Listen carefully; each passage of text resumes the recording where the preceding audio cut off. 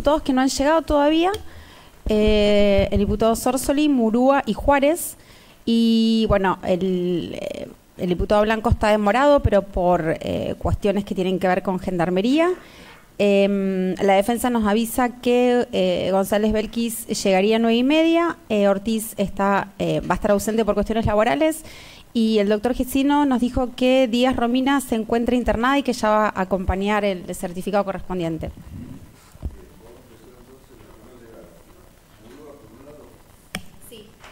Sí.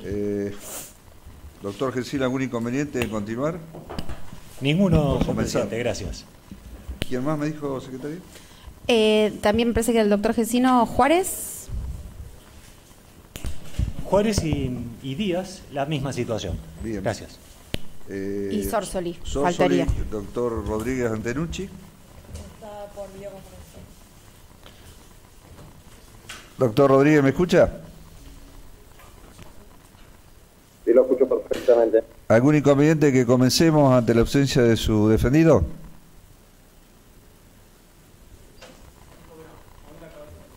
Bien, lo entiendo por la cabeza.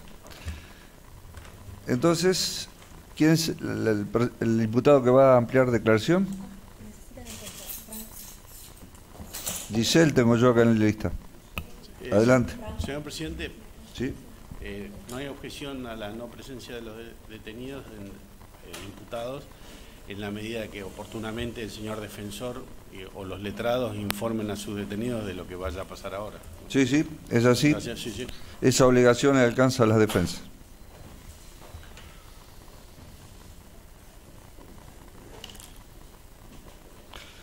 Tome asiento, por favor. ¿Sabe cuáles son sus derechos? Lo escuchamos. Sí, sí. Acérqueselo.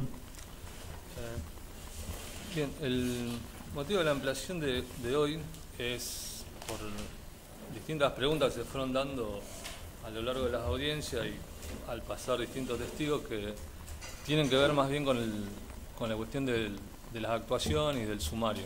Adelante. Como yo tenía la función de sumariante, bueno, quería aclarar algunas de esas cosas. Pero antes de eso quería explicar algo con respecto al horario. Esto viene a raíz de una pregunta que hizo la presidencia al comisario Álvarez en la ampliación anterior de él. La pregunta fue si el día 6 y el día 7 de octubre estuvo el mismo sumariante. Bueno, él no lo pudo recordar, yo se lo puedo decir que no estuvo el mismo sumariante porque yo estuve el día 7 y el día 8 de octubre. El 6, yo no recordaba quién estuvo, pero bueno, mirando el libro, estuvo la agente Valdés. En el horario siempre de 8 a 20. La forma de trabajo era 2 días seguidos, de 8 a 20, y luego 4 días de franco. Ese horario era siempre así, excepto que alguno de los sumariantes esté, por ejemplo, licencia de vacaciones. En ese momento lo que se hacía no se reemplazaba el sumariante por otra persona, sino que se cambiaba la forma de trabajo, se hacía 2 días de trabajo y 2 días de franco. Y si no, otro momento que se podía cambiar ese horario era 1 a 1, digamos, con otro sumariante. Por ejemplo, yo necesitaba un día franco que me tocaba turno, por ejemplo, no sé, el 10 de abril yo estaba de turno y necesitaba franco. Entonces yo hablaba con el otro sumariante y le decía, yo en el 10 necesito franco, vos cubrime y yo te lo devuelvo, por ejemplo, el 12 que le tocaba a él.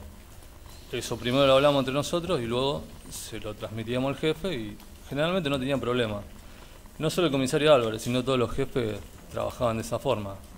Si nosotros arreglamos el cambio, lo único que pedían sí que lo avisemos antes y que después el día ese que no quede descubierto que esté un sumariante. Bueno, eso en cuanto al horario era lo que quería explicar del horario. Después yo lo que quería explicar también es cuáles son los pasos a seguir al momento que se aprende una persona y se la trae y se hace la obra de actuaciones. Para eso yo traje este afiche, quería ver si me permite.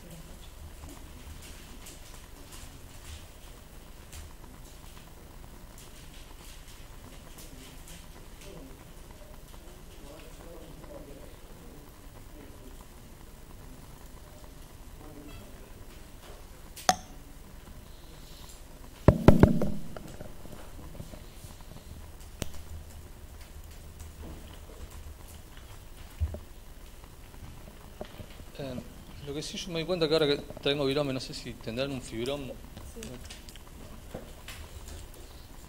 Ahí está, gracias.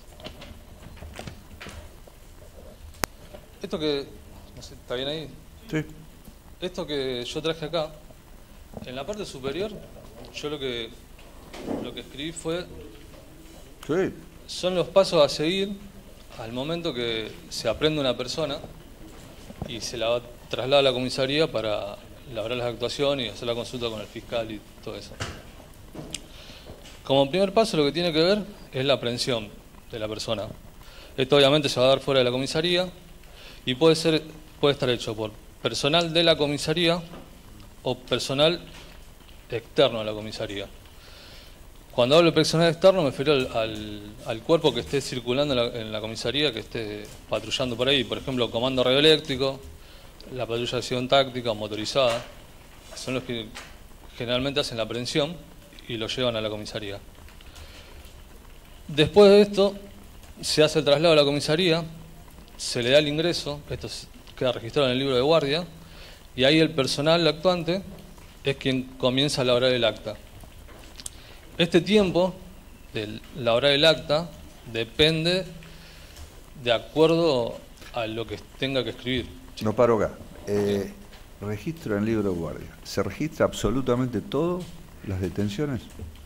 Sí. Sí, queda sentado en el libro de guardia en el momento Todas. que ingresa. Sí, todas. Sin excepciones. Sí. Adelante. Bueno, en ese momento el personal actuante va a empezar a elaborar el acta.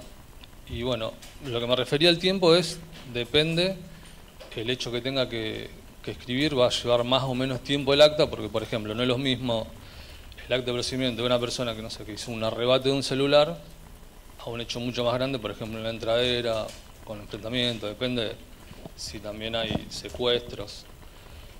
Así que bueno, ese es el tiempo que va a tardar el punto 2. Luego de esto... Disculpe, Sí. le voy siguiendo, así no me quedo atrás. Sí. Respecto, la persona detenida va a la oficina de guardia, se registra en el libro Sí. y luego lo deriva a usted al sumariante. No, yo hasta el siguiente punto, el sumariante, esto pasa por la guardia. Sí, después de eso, cuando va al acta. Estamos hablando ya, usted me está hablando del acta. Cuando está escribiendo el acta, sí, eso lo puedo hacer en la oficina de sumario, a veces lo hacen. Porque están las computadoras en ese lugar. Bien, pero a la persona detenida se la derivan a usted, la guardia. No, la persona detenida queda de la guardia, se la pasan primero al transitorio ese que está enfrente de la guardia, ahí le hacen una requisa, le toman los datos y luego lo llevan al transitorio. Eso lo hace el personal que detuvo a la persona, o eso también lo hace acompañado por el cabo de cuarto. Y queda alojado ahí en el... ¿Cuándo en el llega transitorio. usted como sumariante? ¿Después de pasar por el registro, el chequeo, el cacheo de él? ¿En qué momento físico? ¿En qué momento yo tengo contacto con Exacto. el aprendido? Y yo tengo contacto en el momento que si tengo que ir a preguntarle algo por alguna cuestión que surja, o en algún momento del día, digamos, yo voy y lo veo al aprendido. No hay un momento específico que tenga que verlo, digamos. Bien, adelante. Bueno, labra el acta, una vez que termina de labrar el acta, ahí se hace la entrega del procedimiento, digamos. Esto sí, ya se hace al sumariante. En ese momento que se entrega el procedimiento, ahí ya estoy en condiciones de poder hacer la consulta con el fiscal, lo cual sería la primer consulta. En esa primera consulta lo que se hace es explicarle al fiscal que hay una persona prendida, por qué motivo está, los datos de esa persona, todos los pormenores que haya en ese momento que se le puedan dar. En esa ¿Y el acta quién lo labra? Esa acta que usted está refiriendo. Sí. Además, una vez que se anotó en el libro de registro, la entrada, y el acta ese que habla usted, ¿quién la hace? El efectiva? personal que hizo la aprehensión de esa persona. El personal que hizo la operación. Bien, Sí. adelante. A veces en el caso de lo que es personal externo, por ejemplo comando, a veces no lo escribe bien la misma persona que lo detuvo, sino que llaman un superior, que es el que escribe el acta, y le van transmitiendo todo lo que pasó y lo escribe el superior. Pero lo hace el personal actuante. Bueno, en el caso de la primera llamada, se le cuenta todo esto al fiscal y el fiscal ahí va a ordenar una serie de medidas. Hay algunas que son de estilo, que son siempre, que es la identificación dactilar, que son las fichas dactilares, que se le pidan los antecedentes penales de esa persona, que se solicite el médico de policía, constatación de domicilio y fotos, tanto del detenido como del secuestro. Estos puntos que yo explico acá son fijos, por decirlo. Eso se pide siempre. Después hay una serie de puntos que se pueden pedir o no, que ya depende de lo que le parezca al fiscal, que es, por ejemplo, alguna inspección ocular, un croquis del lugar, algunas testimoniales, o relevamiento del lugar, no solo de cámaras, sino, por ejemplo, en los accidentes de tránsito se pregunta mucho si hay huellas en la calle. Pero bueno, todo este tipo de medidas es de acuerdo al hecho y de acuerdo a lo que crea el fiscal que necesite en ese momento. Entonces, estos que están acá sí estos pueden ir variando de acuerdo a lo que crea el fiscal. Entonces, ya con todas estas directivas, se empiecen a tratar de resolver todo lo que fue pidiendo. Esto también lleva un tiempo, que es bastante largo. Hay cosas que dependen de la comisaría y hay cosas que no. Por ejemplo, los antecedentes se piden a índice general. Ese tiempo ya va a depender de la oficina de índice general, ya es externo a la comisaría. Lo mismo pasa con el médico de policía, de acuerdo al trabajo que tenga o cómo se organiza a la hora que llegue. Y la constatación de domicilio pasa lo mismo cuando la dirección no es de la comisaría. Eso, si la dirección del domicilio está en otra jurisdicción, se le pide colaboración a esa comisaría y bueno, de acuerdo a los tiempos que tenga esa comisaría, eso va a tardar. Bueno, todo esto lo que va a llevar... ¿Todo eso lo va ordenando usted? ¿Lo va generando usted? Estos pasos los ordena el fiscal, pero como esto ya en el hacerlo diario, hacerlo siempre y repetidamente, ya cada uno, por ejemplo, sabe cuál es su trabajo. Los antecedentes penales, el médico de policía, la constatación de domicilio, una vez que ingresa el detenido ya lo pide el oficial de guardia, incluso antes de que lo ordene el fiscal, se van adelantando esos pasos. Y bueno, se hace así, por decirlo de manera automática, o si no, cuando yo ya hago la consulta, se lo transmite al oficial de guardia y lo hace ahí. Bueno, se empiezan a hacer todas estas diligencias. A ver, perdón, porque Sí, me sí. sigue quedando. Sí, sí. Usted recibe la instrucción del fiscal Sí, y usted se la transmite al oficial de guardia. sí. Por ejemplo, constatar un domicilio, Sí, sí. usted se lo transmite al oficial de guardia, él es el que genera Claro, él hace la comunicación de acuerdo... y él le dice a tal o tal personal que vaya y constate el domicilio. No, lo hace en forma telefónica. Cuando no es de la comisaría, se hace en forma telefónica. Ah, Por ejemplo, la comisaría que corresponda le dice necesita contactar ese domicilio y bueno, se hace en forma telefónica. La comisaría va, lo hace, una vez que lo hizo, llama para avisar que ya lo hizo. Y él quien atendió, por él ejemplo, recibe la actuación y se la pasa a usted. ese dato lo recibe el oficial de guardia, queda sentado en el libro y ya me avisa a mí que ese punto ya se hizo.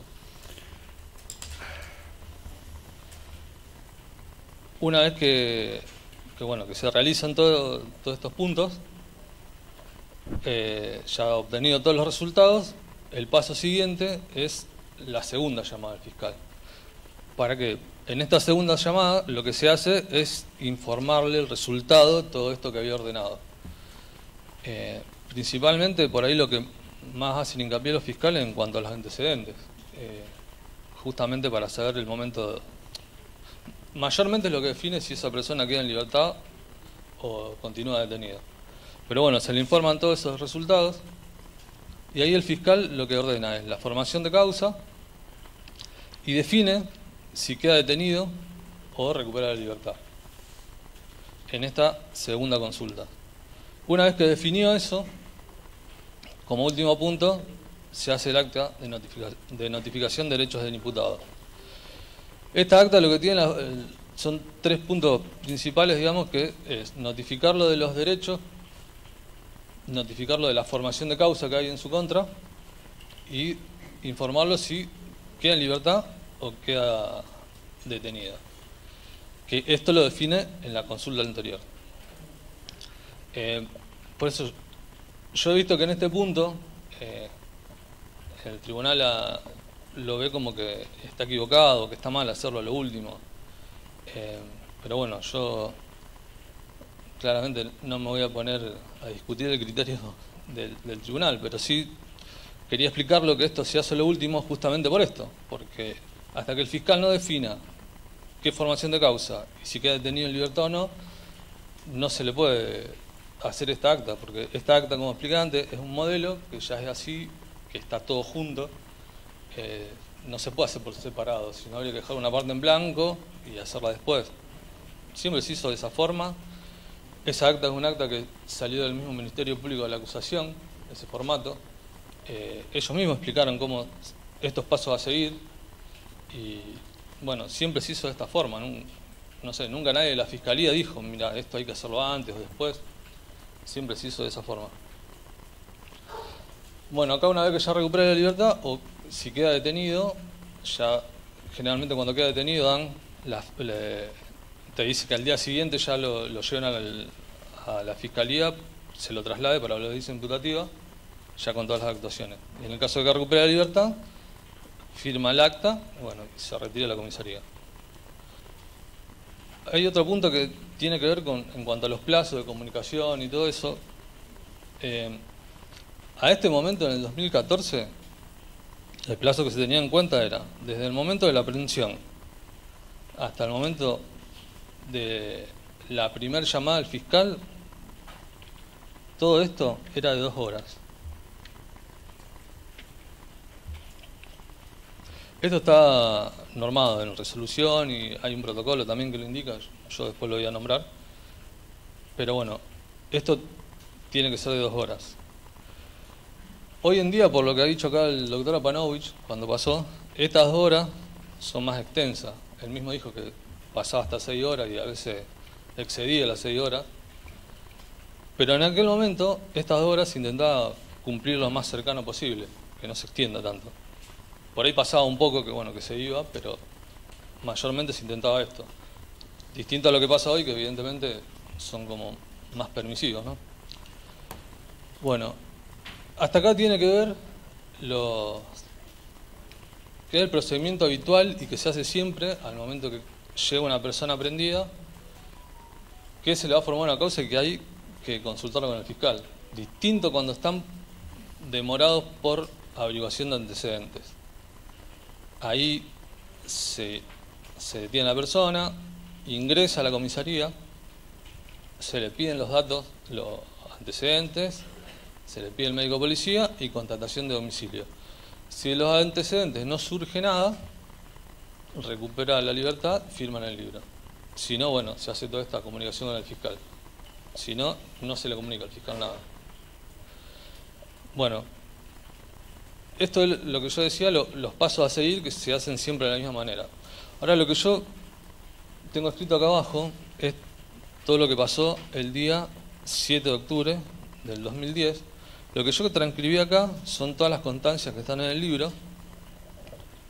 Es el libro número 15, entre las fojas 89 y 99, fue todo lo que pasó el día 7 de octubre. Yo resumí un poco cada constancia por una cuestión de espacio, pero los horarios están exactos con respecto a lo que dice el libro. Yo lo que voy a intentar explicar acá es una comparación que lo que se hizo ese día coincide con los pasos que se hacen siempre. Bueno, comienza a las 12:50, cuando sale el móvil 5667 con el comisario Álvarez y el oficial Acosta. Sale a las 12:50, regresan 13:15, ya con Franco aprendido. Entonces, entre este momento, entre las 12:50 y las 13:15, se sucede la aprehensión de Franco, que es el paso número 1. El paso número 2 es el ingreso a la comisaría. El ingreso a la comisaría fue a las 13:15. Ahí se le da ingreso y ahí se comienza a elaborar el acta. ¿Qué día estamos hablando allí? 7 de octubre del 2010. Fue el día que estuvo Franco en la comisaría. ¿Usted lo vio? Sí, yo lo vi. ¿Cuánto tiempo y en qué momento? Yo lo veo cuando lo entra el jefe con el oficial Acosta. Yo en ese momento estaba en la guardia. Entonces los veo pasar. ¿Jefe a quién se refiere? Ah, el comisario Álvarez. Sí, adelante. Bueno, a las 13:15 se le da ingreso. A ver, no, siga lo que le estoy preguntando. ¿Lo ve pasar? Sí. ¿Delante suyo, entró a su oficina? Yo creo recordar que estaba apoyado en la mesada esa grande que hay de cemento, digamos. Estaba apoyado ahí, entra el comisario con el oficial Acosta y entra con casco detenido. Y lo llevan ahí como un transitorio que está enfrente de la guardia, donde se le sacan los datos y se le pregunta, se le hace una requisa. Y cuando entran a ese lugar a requisarle, a sacarle los datos, yo después me voy a la oficina de sumarios, yo ya no me quedo ahí. Pero justo en el momento que entra yo estaba en la guardia, por eso lo veo. Eso fue en el momento que ingresa. Después yo en un momento de la tarde hablo con Franco para preguntarle lo del domicilio. Y bueno, él ahí me dice que si bien no sabía la dirección, pero sabía llegar a la casa. ¿Dónde estaba Casco en ese momento? Ya estaba en el transitorio, el que está dentro del pasillo que está ahí al fondo. ¿A qué hora de la tarde? Y eso fue después que yo hice la primera consulta, así que tiene que haber sido después de las 5:15 de la tarde que yo hago la consulta, más o menos por ahí. Después de las 5:15 de la tarde que yo hago la primera consulta, en ese momento yo hablaba.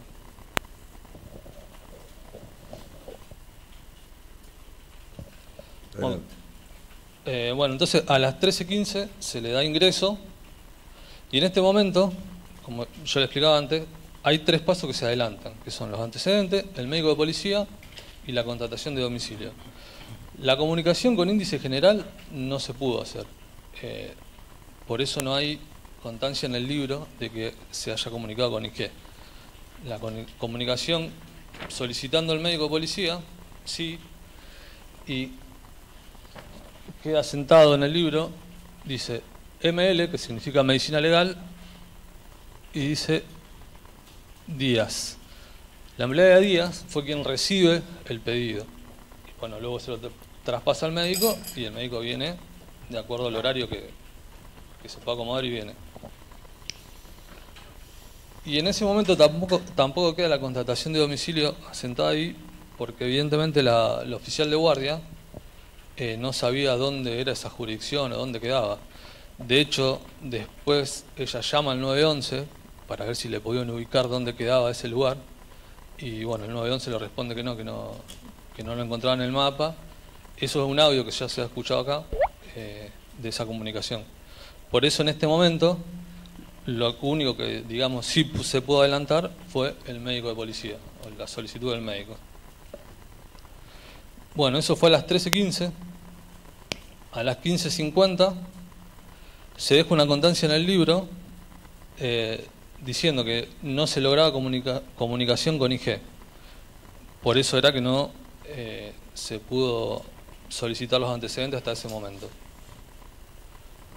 A las 15:55 se da la primera comunicación al fiscal, que es esta que yo escribí acá. La primera comunicación al fiscal la hace el oficial Acosta. Eso queda sentado como una consulta y orden. En esa comunicación, el fiscal, el doctor Campo, ordena que se le saquen fichas dactilares, que se le contate el domicilio, fotos del detenido del de secuestro, y se le tome la testimonial al vecino que hizo línea solicitando la presencia policial. Eso fue a las 15:55. Esta comunicación sería el tercer punto. Bueno, A las 16 llega la doctora Celaya y examina a Franco. Da su diagnóstico y se retira. A las 17:15 yo hago la segunda llamada al fiscal. Es la primera que hago yo, pero es la segunda que se le hace al fiscal. En ese momento lo que yo le quería informar al fiscal es que no teníamos los antecedentes, que no nos podíamos comunicar con IG, que no se había podido contratar el domicilio, y lo único que sí le informe, digamos, que sí tenía, que era el diagnóstico que había dado la doctora Celaya. De esta comunicación, que está acá, lo que me responde es esto. Entonces él me dice que contacte el domicilio, aunque sea de algún familiar. Incluso me dijo que si podía conseguir algún vecino que lo conociera, como para poder ubicar a alguien. Y que una vez que estén los resultados de los antecedentes, ahí le hago una nueva consulta. Bueno, entonces, como en ese momento lo que hace es volver a pedir, digamos, los que pidió en la primera consulta, a las 18:25 sale el móvil 5667 con el sargento Guerrero y la agente Hernández. Va hacia jefatura con dos tareas. Una, llevar la ficha para cotejo de identidad. Como Franco no tenía documento, entonces se toma esa medida. Y segundo, comunicarse con índice general para pedir los antecedentes. Esa comunicación la hace, o sea, en persona, digamos, porque la oficina de dactiloscopía e índice general están en jefatura, están a metros de distancia, entonces hacía las dos cosas en ese momento. ¿Usted sabía si Casco era de Rosario o de otro lugar? No, la verdad que en ese momento yo no me acuerdo haberme fijado el tema del domicilio. No me acuerdo en qué momento es que surge que era de Buenos Aires. Yo no me acuerdo si fue cuando yo hablo con él. Sí, sí. Cuando habló con él, Sí. le preguntó el domicilio. Claro, cuando yo hago la segunda consulta, a las 5:15, el fiscal me ordena que bueno, que contacten con el domicilio de algún familiar o algo así, me dijo. Entonces yo voy y le pregunto a él, a ver si tenía aunque sea el domicilio de algún familiar o de algún vecino que lo conociera, como para después de ahí poder llegar a la casa. Bueno, y él me dijo que no sabía la dirección, pero que sabía llegar. Eso fue lo que yo converso con él, digamos. La forma de hablar de él, ¿cómo era? ¿La recuerda? Sí, hablaba medio despacio, tranquilo. ¿No? Tranquilo. Sí. Gracias. No. Bueno, entonces, como decía, a las 18:25 sale el móvil a jefatura para entregar la ficha de cotejo y comunicarse con IG para pedir los antecedentes. 5 minutos después de eso, a las 18:30, hay un tráfico radial ordinario. Eso es una comunicación que hace a UOP, que es la agrupación que justamente agrupa todas las comisarías, y en forma radial lo que hace es en simultáneo a todas las comisarías pasar distintas novedades que sea necesario que llevar a conocimiento de todas las comisarías. Por ejemplo, algún hecho de trascendencia pública o fugas motines o fugas de comisarías. Eso se le avisa a todas las comisarías para que estén alertas sobre eso. Y algunas otras cuestiones que tienen que ver puramente de servicio. Por ejemplo, la constancia esa tiene que ver con esto, con el servicio. Yo la voy a leer textual de lo que dice el libro. Dice: tráfico radial ordinario, número 2220. A partir de este momento y hasta que se restablezca el servicio telefónico, los pedidos de gabinete criminalístico y antecedentes penales deberán realizarse a través del 911. Se informa al subjefe. Entonces, en esta constancia, a las 18:30, que hace la comunicación radial, queda claro que por qué desde la 13:15 que se intenta pedir los antecedentes no se logró comunicación. Era porque jefatura estaba sin teléfono. Bueno, eso fue a las 18:30. A las 19:20 regresa el móvil 5667, que había salido con el sargento Guerrero y el agente Hernández, y regresa con la nota rechazada de las fichas que se habían elevado para cotejo, informa que en índice general informaron que Franco no está identificado y no presentaba captura. Entonces recién a las 7:20 de la tarde logramos conseguir los antecedentes penales. Todavía faltaba la contratación de domicilio. Sí.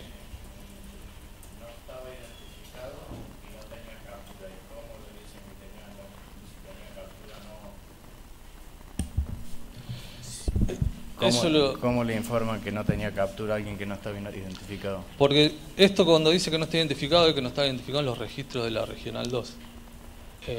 Como que no ha pasado antes los datos de él por ahí. Acá creo que lo explicó el perito dactiloscópico, que trabajan con esos registros, con los que tienen ellos ahí. Ni siquiera tenían contacto con el registro de DNI, algo así explicó, no recuerdo bien. Perdón. Sí. Presidente, ¿puedo hacer una pregunta para no escapar del tema? Giselle, le hago una consulta. ¿Existe la posibilidad que yo, siendo de otra provincia, Neuquén, registre antecedentes en la provincia de Neuquén y acá en Santa Fe no figure aquellos antecedentes? Claro, sucede así. Es más más bien lo sé por una cuestión de práctica. No sé bien cómo trabaja ahí dactiloscopía, pero por lo que explicó el perito sucede de esa forma. Lo que está registrado ahí es todo lo que pasó por la unidad regional 2 y lo que no pasó por ahí es como que no aparece. Y es por eso entonces que cuando llega el cotejo dice sin novedad que no registra, que no está identificado. Claro. Gracias. No está identificado en esa oficina, digamos. Gracias. Perdón, ¿me estaba por preguntar algo? No, ya estaba. Bueno, eso lo informa a las 19:30 cuando regresa al móvil de jefatura. Entonces, regresa a las 19:20, a las 19:30 vuelve a salir el móvil, ahora con el sargento Guerrero y el agente Silva, y con Franco, para que, como él había manifestado que no sabía la dirección, pero que sabía llegar, entonces bueno, se lo llevan el móvil a ver si se lograba ubicar para lograr contactar el domicilio. Eso sucede a las 19:30. A las 20:20 regresa el móvil, sin novedad porque no pudieron lograr contactar el domicilio. Franco no se había ubicado, entonces no pudieron dar con la casa. Y regresan a las 20:20. A las 20:40 yo hago la segunda llamada al fiscal, la segunda que hago yo, pero la tercera durante el día, que es esta que está acá. ¿Para qué? Para informarle del resultado de los antecedentes, que eso sí ya lo habíamos logrado, y para informarle que no habíamos podido contactar el domicilio todavía. Esto que yo marqué acá me responde esto. Es más, no me deja hablar mucho. Cuando yo le estaba explicando me dijo, bueno, que lo llame después porque ahora estaba ocupado. No, que él me iba a devolver la llamada, dijo. Entonces, bueno, no se lo pude informar. Eso fue a las 20:40. A las 20:45 yo ya me retiro de la comisaría, muy franco de servicio, ya no estaba más. Y ahora hay dos constancias más que, si bien no sucedió en el momento que yo ya no estaba, o sea, sucede cuando yo ya no estoy en la comisaría, sí figuran en el libro, las traigo acá para poder explicar los pasos de esto. Esa constancia está a las 22:03, es la consulta que hace el oficial Llanola, es la cuarta llamada que se le hace al fiscal, y en esta consulta seguramente lo que ya le explica al fiscal, le informa los antecedentes y le informa que no se había logrado contactar el domicilio. En ese momento el doctor Campo ordena que se le dé la libertad. Entonces esta consulta es este cuarto paso. A ver, usted discúlpeme que yo lo vaya interrumpiendo, pero usted en algún momento de su declaración dijo que Franco Casco no tenía documento. Sí. Dijo que a través de huellas y pedido de informe no se lo pudo identificar. Dijo que tampoco se pudo constatar el acta ese de derechos y libertad. ¿A qué hora se firma normalmente? Bueno, acá está sentado cuando dice 22:05 que recupera la libertad, En ese momento se hace el acta de derecho, porque en ese momento se lo notifica de que recupera la libertad. Entonces recupera la libertad, se lo notifica formalmente y se retira de la comisaría. Fue a esa hora. Señor presidente, le voy a exhibir, si lo quieren, el acta, es justamente esa acta de conocimiento de derechos del imputado que le pregunto si está su firma abajo. Sí, eso mismo. Sí. Ahí figura qué domicilio de Franco Casco. Domiciliado en calle 12, número 3735 de Florencio Varela, de la Ciudad de Buenos Aires. Y ustedes habían estado tratando de constatar un domicilio en Rosario, Claro. pero tenían a este trataron de constatarlo de alguna forma. Yo la verdad que no recuerdo si se hizo comunicación con Buenos Aires para poder contactar ese domicilio. Yo creería que no, que se intentó contactar el de Rosario. En síntesis, a esa hora no tenían documento, no tenía identificación, no se constató ni el domicilio de Rosario ni el domicilio que, por lo que veo ahí, también ya conocían de Buenos Aires. Todo eso usted se lo informó al fiscal y el fiscal le dijo que lo liberen. Claro, eso se le informó, sí. Perdón. Para aclarar y ordenar, el señor manifestó que se retira a las 20:45, Sí. y que el último llamado lo realiza Gianola a las 22:03, Sí. porque él no hizo esa consulta. La última claro. no la hace usted. No, por eso yo le explicaba eso. Yo a las 20:45 me retiro de la comisaría. A las 22:03 el oficial Gianola llama al fiscal, porque él en la consulta anterior que yo hago quedó el fiscal que iba a llamar. Como no llamó, yo intuyo, no sé, que como va pasando el tiempo, entonces al no recibir la llamada del fiscal, llama el oficial Gianola, llama a él para informarle o para solicitarle a ver qué iba a pasar con Franco. Y ahí le tiene que haber explicado que no lo que informó los antecedentes, lo que se informó, y que no se podía contactar el domicilio. Seguramente se lo dijo en esta consulta, sí. En esa consulta es donde le dice el fiscal que lo liberen. Claro. Y usted hace el acta. ¿Se la di al acta? Sí, está acá. Me permite. ¿La acta la hace a qué hora? No, esa Antes acta de no la irse. hice yo. Esa acta la hace el superior de servicio, porque eso sucede a las 22:05 cuando yo ya no estaba en la comisaría. Pero acá tiene su firma. Sí, es lo que yo explicaba en la otra vez, que yo hago esa firma en el acta para certificarle de alguna forma y para poder darle el cierre al sumario y para poder elevar las actuaciones de la Fiscalía. Pero ahí dice el que suscribe, digamos, es el oficial Silva, que era el superior de servicio de la noche.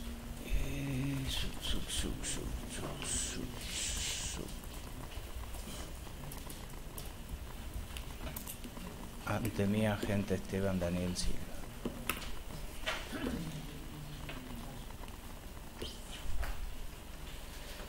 En síntesis, esto Sí. se hizo después que usted se fue, me dice, Exactamente, sí. Sí, ante Silva, Claro. según lo que dice el acta. claro, sí. Sí, es lo que dice el acta. ¿Está bien? Si me permite, quería hacer una consulta. Giselle, Sí. por favor, ¿cómo es la metodología cuando tienen que elevar el sumario? ¿Podés explicarla? Sí, la elevación del sumario se hace al día siguiente, o sea, una que están terminadas todas las actuaciones, se junta todo lo actuado, todas las actas, todo lo que se haya realizado, todas las diligencias que haya dicho el fiscal, se juntan, se hace una nota de elevación por duplicado y se deja para el despacho para que al día siguiente lo lleve el despachante, lo lleve a fiscalía. Esa es la forma. Y si falta alguna firma en el sumario, ¿cómo se realiza ese trámite? Y depende de qué tan urgente sea. O lo puede firmar el sumariante para darle un cierre al sumario y para certificarlo de alguna forma, o se ve quién fue el actuante de esa acta y se los llama o se los cita para que realice la firma. O a veces los citan de la misma fiscalía. Puede pasar que, por ejemplo, en este caso, que yo firme el acta, pero no es la persona actuante, Puede pasar que lo citen de la fiscalía para rectificar el acta y hacer la firma ahí. Creo que se entendió. No sé si se quedó claro. Gracias. Usted se refería en la pregunta al acta de libertad, La pregunta suya es referida al acta de conocimiento de derechos del imputado. Perfecto. Para dejar en claro a qué acta. Señor presidente. Sí. Voy a pedir que, para concatenar esto y que quede cerrado el tema del horario y la mención que hace el oficial, que declare el subjefe Llanola Rocha en cuanto a esta cuestión de la temporaneidad, para que quede claro al tribunal qué pasó 2203, porque él ya se había retirado de la comisaría. Entonces, quien toma el acto va a ser él. Está bien, para que usted no me vaya agregando en la secuencia que le expliquen ellos. No, si yo me repito lo que dijo él. ¿Usted quiere ahora cortar el testimonio? No, ni bien termine para hacer esa aclaración y nada más. Perfecto. Gracias. He asumido la presidencia del resuelvo. bueno. De hecho. Escucho, señor fiscal. Sí. Volviendo, veo que ya empezó la rueda de preguntas ya más general. ¿Quién era? Usted habló y marcó como que era un trámite, un tiempo escueto, lo de las 2 horas comparado a lo que era la normativa actual, por lo menos por lo que estuvo escuchando. Sí. ¿Quién controlaba? ¿Quién era la persona que controlara que estuviera dentro de esas 2 horas? Y todo eso queda sentado en el libro de guardia. ¿Cómo? Eso queda sentado en el libro de guardia, en el momento que ingresa la persona detenida. Y el momento que se le hace la consulta al fiscal, se puede determinar el tiempo que tardó desde que ingresó hasta la consulta. La consulta queda registrada, el fiscal sabe que ahora lo llamaron. La pregunta es otra. A ver si... Esa es la forma en que se puede determinar cuánto tiempo o en qué horario fue. La pregunta es, ¿quién controlaba? O si había alguien que controlara que no se pasaran esas 2 horas. Porque eso no lo escuché que lo mencionara. No, lo que pasa es que esa era la forma de trabajo. Entonces, básicamente todos hacíamos lo posible para que se cumpla esa hora. No había una persona que lo controle. Se trabajaba así, tratando de respetar eso lo más fiel posible, de dar esas 2 horas. Usted mencionó que siempre se hacía conforme estos pasos. Sí. ¿Es así? Sí. ¿Y qué pasaba si no se cumplían las 2 horas? Se llamaba igual al fiscal. Por ejemplo, para llamar al fiscal, yo acá expliqué, estos pasos a seguir, podría decir que son a modo ideal. ¿Cómo? Después, A modo ideal ahora. Después, durante el día, se van modificando algunas cosas, porque la dinámica de la comisaría es distinta todos los días, no siempre pasa lo mismo. Entonces por ahí podía pasar, por ejemplo, que el acta de procedimiento lleve más tiempo escribirla, se va prolongando el tiempo, vemos que las 2 horas se superan, entonces en ese momento se llama al fiscal sin el acta terminada y se le da los pormenores de lo que se va manifestando el personal actuante. Ya se le dan los datos de la persona y según lo que va manifestando el personal de por qué fue la detención y todo. Y después con el acta terminada se lo vuelve a llamar al fiscal para así ya leerle el acta. Algunos fiscales te pedían un resumen del acta, otros te lo hacían leer textual, depende del fiscal que estaba de turno. Pero cuando se atrasaba algo, se intentaba mantener ese horario igual con lo que había, digamos, se lo llamaba al fiscal respetando ese plazo. Entonces se trataba, y si no se conseguía, ¿qué pasaba? Lo que pasa es que cuando no se conseguía, no es que se iba mucho más, por eso hacía la referencia ahora. Hoy, si todo esto se va atrasando, y bueno, pueden pasar 6 horas, que sabe que el fiscal como que lo acepta, ese plazo. En ese momento, cuando ya se iba pasando mucho, las 2 horas, 2 horas y media, 3 horas, ya se lo llamaba al fiscal y se le decía, está detenida esta persona por tal motivo, se hizo todo esto hasta acá, hasta lo que se pudo hacer, se obtuvo estos resultados y ya se le informaba y se trataba de respetar eso. Hoy por lo que yo escuché también acá que decía el doctor Apanovich, que esta primera consulta, ellos mismos, los fiscales, lo piden ya con los antecedentes ya informados. Yo creo que también por eso es que permite más ese horario más extenso, porque los antecedentes a veces lleva tiempo, depende de índice general. A veces te lo informan 1 hora, 2 horas y a veces tarda más, depende de su trabajo. No sé bien cómo se trabaja ahí, pero de acuerdo al tiempo de ellos. Y estos ajustes, como llama usted, o estas extensiones, ¿se plasmaban en el libro Memorando de Guardia? Y se iba dejando constancia de todo lo que, por ejemplo, en este caso, que no se lograba contratar el domicilio, no se lograba comunicar con IG. Se va dejando en todas esas constancias y después se puede interpretar por qué es que los tiempos se van alargando. Sí, pues si usted en el mismo diagrama lo mira, esto de las 2 horas máximas claramente no se cumplieron. Perdón, si yo termino con esto, la Fiscalía y no la va a afirmación. cerrar. Si me termina... Tiene razón la defensa. Bueno, y después otra de las cosas, usted mencionó de que en qué momento interviene y demás. ¿Quién llevaba adelante ese legajo de esa detención? No llegué a entender bien la pregunta, si me repite. Se iban acumulando documentos, usted habló de una ficha, habló de que se mandaba a dactiloscopía y demás. ¿Quién iba llevando adelante todo eso? Sí, todo eso sí queda en la oficina de sumario y eso es lo que luego se arman las actuaciones y se le van al día siguiente. ¿Quién lo llevaba? Lo llevaba el sumariante, lo llevaba yo. En ese momento iba quedando todo en la oficina de sumario para después tener todo junto y poder elevarlo. Usted hoy mencionó que entre los pedidos que se hizo desde la oficina de guardia era la médica legista. Sí. ¿Estaba el informe de la médica legista en el legajo? No, en el legajo no estaba. ¿Por qué? Porque los médicos no todos trabajan iguales. Algunos vienen, ven al detenido, le hacen el examen que tiene que hacer, dan un diagnóstico, se lo transmiten al oficial de guardia. El oficial de guardia lo deja sentado en el libro. Depende del médico, algunos dejan el informe en el momento. Otros lo hacen en medicina legal y lo tiene que ir a buscar el despachante.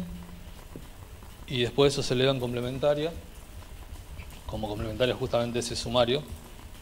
En este caso, ¿cómo fue? Yo creo que en este caso pasó eso, no dejó el informe físicamente en ese momento. Lo dejó para después retirarlo por medicina legal. En ese caso tendría que figurar el diagnóstico o el resultado de su examen en el libro de guardia. Claro.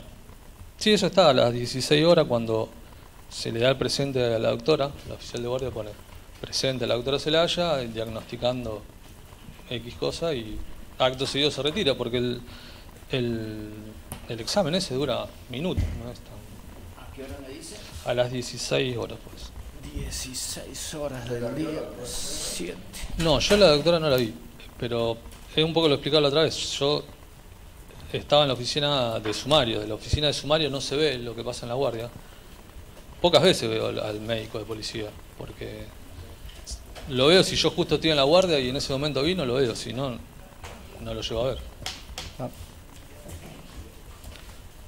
Bueno, volviendo a lo que estaba explicando acá, a las 22:03, entonces, el oficial Llanola le informa esto al fiscal, el fiscal ordena la libertad y a las 22:05, cuando dice que recupera la libertad, es porque se elaboró el acta esta, donde se le notifica formalmente que queda en libertad.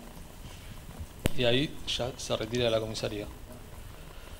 Por eso, la comparación esta que yo hago acá tiene que ver con esto, que a lo largo de lo que va pasando el día, si bien se van modificando algunas cosas por la dinámica propia de la comisaría, los pasos a seguir respetan este orden.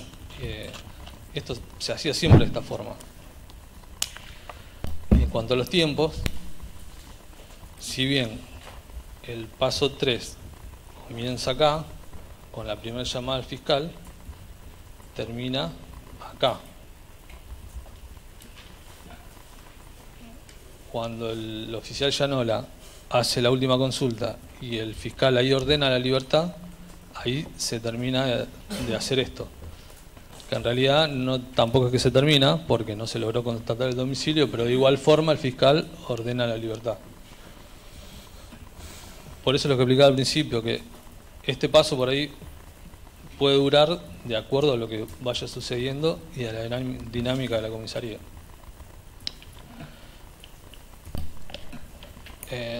Ahora con respecto a esto, a las 2 horas que me preguntaba antes,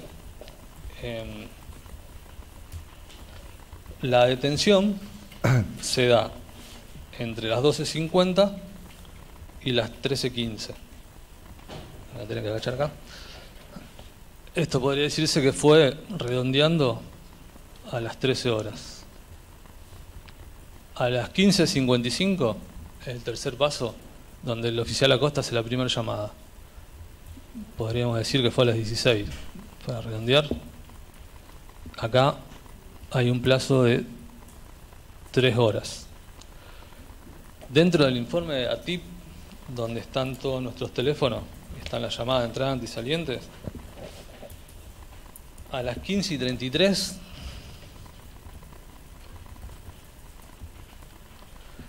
hay una llamada del teléfono del oficial Acosta. Esta llamada es la primera llamada que hace al teléfono del fiscal, al teléfono en turno. O sea que a las 2 horas y media ya se estaba intentando comunicar para darle las novedades al fiscal. Por eso esto era que se intentaba respetar estas 2 horas, por ahí, bueno, minutos más se pasaba, pero se intentaba eso. Presidente, ¿puedo formular una pregunta para no escapar del tema? Adelante. Giselle, le hago una consulta, volviendo al sumario. Sí. Usted dice que fue el encargado de confeccionar el sumario. Entonces, la pregunta es la siguiente. ¿Quién era el encargado por aquellos entonces de elevar el sumario a la autoridad, en este caso la Fiscalía? ¿Era el mismo sumariante encargado del sumario o cualquier otro empleado policial podía elevarlo, cerrarlo y elevarlo? Y en realidad lo hacía el sumariante en turno, que estuvo a cargo, estuvo de turno ese día, junto a todas las actuaciones. La nota, en realidad el sumario ya no es más como era antes, que eran un montón de hojas con decreto de apertura, todo decreto en el medio, el decreto de cierre. Ahora es mucho más simple, lo que se hace es juntar todo lo actuado, todas las actas, lo que hay, 2 notas de elevación, va una por duplicado, y eso es el sumario. Que es más, de hecho, yo me di cuenta que el doctor Apanovich no habló de sumario, siempre dijo actuaciones, porque ese fue un cambio que fue como fundamental en el momento del cambio del sistema penal, era esto, que se hacía para hacerlo todo más simple, más ágil. Entonces las actuaciones, llego ahí, yo las armo, las dejo para que después eso lo controle el jefe, el instructor de sumario, el jefe, y después ya queda listo para que el despachante lo lleve a la fiscalía. Se trabaja de esa forma. En caso de que no lo haga el sumariante, lo puede hacer el instructor de sumario, su jefe, que mayormente ellos, antes de tener ese puesto, han sido sumariantes, entonces conocen cómo es el trabajo. ¿Usted sabe cuándo entró en vigencia o recuerda cuándo entró en vigencia el nuevo Código Procesal Penal de Santa Fe? 10 de febrero del 2014. ¿Y este hecho data de qué fecha? 7 de octubre del 2014. O sea, 8 meses. 8 meses después. ¿Recuerda si esa modificación que en un primer momento tenía el Código como obligación de la policía hacer consulta a las 2 horas de detención, la modificación a 6 horas fue, recuerda usted, por una modificación del Código Procesal Penal, por una directiva de la regional o por una directiva de la general? ¿Recuerda eso? Y yo creo que eso se hizo de acuerdo al trabajo diario y a la necesidad de los fiscales, porque a este momento tenía 8 meses, había cosas que por ahí medio quedaban, no sé cómo explicarlo, pero si se genera alguna duda, muchas veces llamaba al fiscal para ver cómo seguir con la duda que se podía llegar a generar. Pero yo por lo que entiendo no hay una modificación escrita en un Código Penal, sino cuestión de que por cuestiones de trabajo del fiscal fue permitiendo más esa extensión de las 6 horas. No sé si estará eso normado en algún lado, a eso me refiero. Ya vamos a ver eso. Le consulto, por aquellos entonces, cuando el personal policial quería canalizar una consulta con la autoridad, es decir, con la Fiscalía, ¿directamente atendía el teléfono el fiscal en turno o existía algún otro organismo o algún otro operador que atendía el teléfono por el fiscal en turno? No, siempre el fiscal en turno el que atendía. El teléfono era el mismo, que era un celular que se lo iban pasando de acuerdo al que esté de turno, pero siempre el que atendía era el fiscal, no tenía secretario ni nada, era el fiscal. ¿Eso conoce usted si en la actualidad sigue siendo igual? Creo que no, que hoy tienen secretarios, por una cuestión de cantidad de trabajo, pero no estoy seguro. Hace 5 años que no voy a una comisaría. Por algún comentario que he escuchado, creo que hoy sí, pero no estoy seguro tampoco. ¿Y esa modificación sabe si fue escrita, fue verbal? No, realmente no lo sé. Gracias.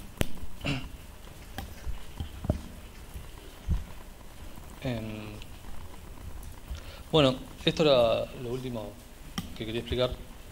Que es la comparación esta que yo quería dejar claro, que los pasos a seguir, estos son los pasos habituales y que se hizo ese día de acuerdo a lo que está ahí. Que de hecho esta comparación se puede hacer con cualquier otro sumario, con cualquier otro día, incluso con algún sumario que yo no haya estado de turno. Estos pasos a seguir van a coincidir siempre. Lo que se va a ir modificando es esto, los horarios de las constancias y todo eso, justamente por lo explicaba antes, por la dinámica de la comisaría, los tiempos por ahí van cambiando y eso, pero los pasos son siempre los mismos. Si quiere volver. Sí. Señor presidente, ¿puedo hacer una pregunta? Le hago un par de preguntitas y después le cedo el... Ahora las preguntas son en este caso en concreto. Sí. Y si usted recuerda. Usted dice que el acta de procedimiento no la hace usted, la detención. ¿Ah? Sí. ¿Quién le entregó en este caso el acta de procedimiento? Gracias. Si lo recuerda. Sí, el acta la hace el oficial Acosta. Él me la entrega a mí. Yo no recuerdo si me entregó el acta ya impresa y en formato digital, en un pendrive el acta, o si después el acta la busqué, la forma digital, digamos, la busqué yo, pero el acta me la entrega el oficial Acosta. ¿Quién hace o quién toma dentro de esa secuencia de datos las huellas dactilares? Eso lo hace el cabo de cuartos. ¿Ese día recuerda quién era? Sí, era el sargento Benítez. Dudé con la jerarquía, discúlpame, no me acuerdo si era cabo primero sargento, pero era Benítez. Ah. ¿Quién le entrega esas fichas que tomó Benítez? ¿Las fichas en blanco? ¿Para sacarlas? No, disculpe, no entendí. Las fichas que tomó, las huellas que tomó. Una vez ya que las tomó. Exactamente. ¿Quién se las entrega a usted? Porque eso va al sumario. A mí.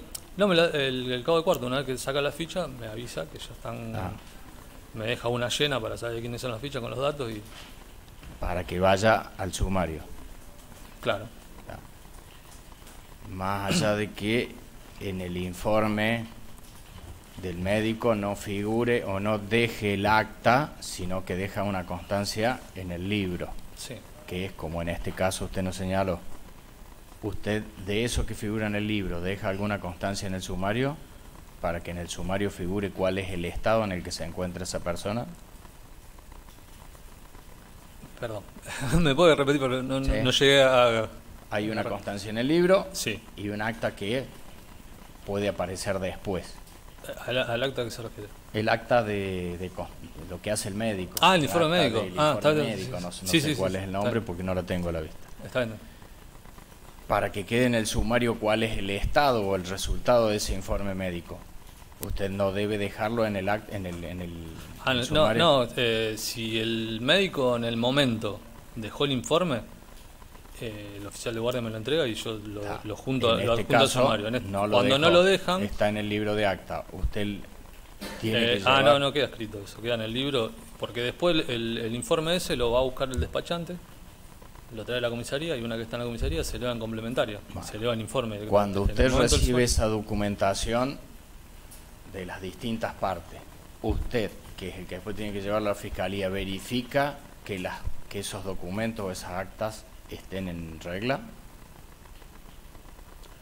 Por ejemplo, el informe médico, una vez que yo lo recibo. Informe médico, acta de procedimiento, fichas dactilares. En este caso no hubo informe médico, así que no entra, porque ya sabemos que no hay. Vamos por ficha, vamos por acta de procedimiento.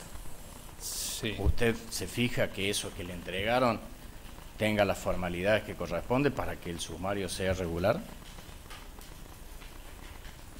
Sí, lo que pasa es que el que me entrega la ficha sabe cómo se toman. No sé si estoy entendiendo bien la pregunta, pero... Sí, por ejemplo, si estaba la firma o no estaba la firma en la ficha. Usted debe fijarse si lleva Sí, lo puedo controlar, sí, pero... generalmente el cabo de cuarto, cuando toma la ficha dactilares, sabe que la firma va y que cómo se toma. Eso lo sabe mejor que yo, que es más, yo no sé fichar, pero bueno. En el acta de procedimiento de detención, usted se fija si lleva la firma de quienes han participado en el evento ese. Sí, eso generalmente cuando el acta es de algún cuerpo externo a la comisaría, como explicaba antes comando, sí, lo miro que estén firmados. Ahora estoy haciendo explicaciones, preguntas concretas de respecto este caso. No, puede que no haya estado la firma y que lo haya dejado sin firmar, porque después el control lo hace el comisario, el jefe, entonces como era el personal actuante, lo firma en ese momento, en el momento que lo controla. Puede que haya visto que no esté firmada y dejarlo así justamente, para la firma. Está bien. Él me había pedido el turno, disculpe. Sí, igual tenía una cuestión más que quería no explicarme. Sí, antes de la pregunta, para que aclare, si él tiene algo que aclarar sobre lo que se le ha preguntado, así antes de la pregunta no queda así. Lo escuchamos. Perdón, no tiene que ver con lo que me preguntó, tiene que ver con lo que yo quería seguir explicando con respecto a la declaración, digamos. ¿Su pregunta es sobre lo que estaba declarando recién? En cierta medida, bueno. Sí. La pregunta es la siguiente, Giselle. La información que consta en el acta de conocimiento de los derechos del imputado sobre la persona a la cual se le hacen conocer esos derechos, en este caso de Casco o de Franco. Sí. ¿Quién la obtuvo para volcarla en esa acta? En el momento que se le abre esa acta, se le vuelve a preguntar al imputado todos sus datos. Más allá que con anterioridad se le preguntó, desde el momento que ingresó se le preguntan todos sus datos para pedir los antecedentes, para contratación de domicilio, las medidas que después va a dar el fiscal.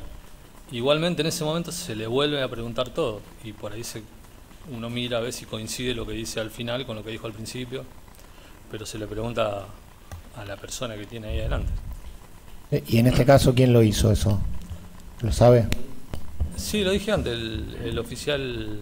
Perdón, se le está consultando algo al declarante que ya lo referenció y no quiero que se lo confunda porque el declarante mencionó que se retiró a las 20:45, que el acta se confeccionó con posterioridad y que en el acta refiere que la hizo el señor Silva.